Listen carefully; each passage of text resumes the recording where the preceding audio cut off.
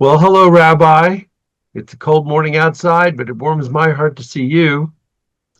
We've been talking about a new series that we want to focus on because there's just so much that's going on in the world today that we're concerned about, and we know everyone else is, that we want to try and find a way to categorize it so that we can identify at least the different issues that seem to be obsessing everybody right now.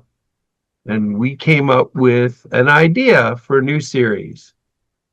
Take it away, Rabbi. Wake up, America. And I don't want anyone to confuse this with the use of the word woke and how that's become politicized. I think, the morning TV show, the morning radio shows, they all say, wake up, America. And they're on at 4, 5, or 6 in the morning. And so I want you and I to address current political, sports, almost any issue. And we're going to use a moral compass. And I just want to put a plug in for some of our past shows where Make America Good Again was very, very specific.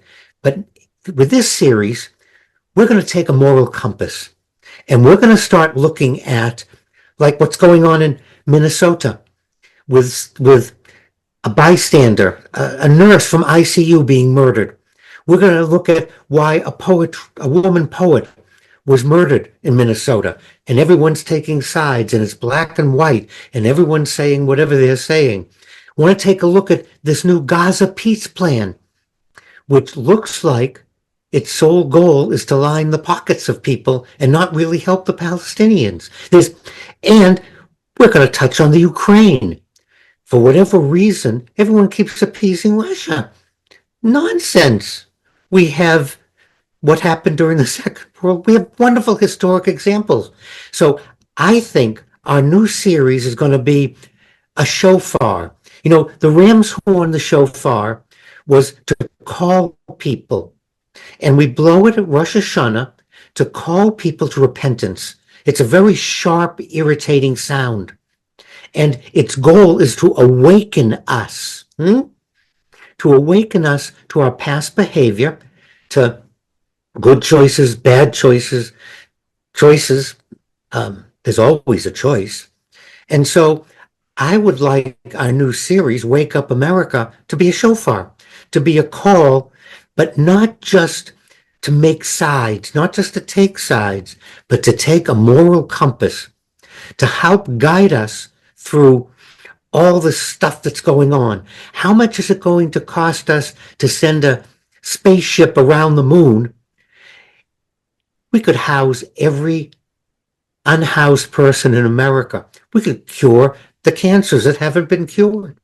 We could stop people not having enough to eat just with that one mission.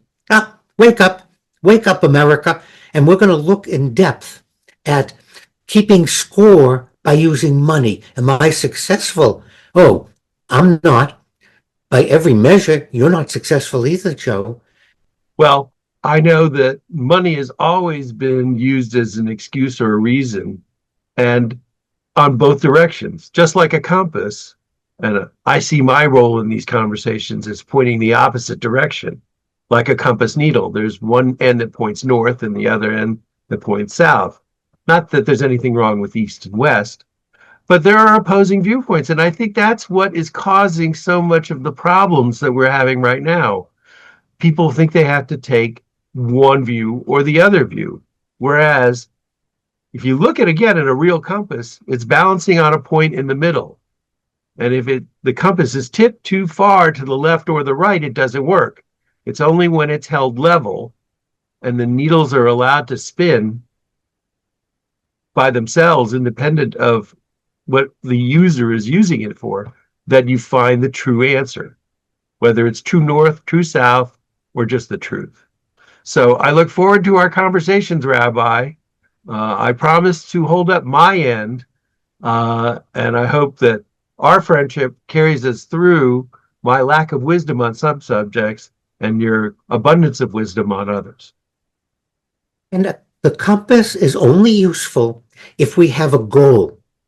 and we're using it to find the goal. And too often what I hear is people don't have a goal, don't have a balance. They're just doing an emotional knee-jerk reaction. And so I always want to ask the question, where do you want to be and where are you? Just remember the Buddha saying, not the American one, but the real, what the Buddha actually said, the journey begins where you're standing.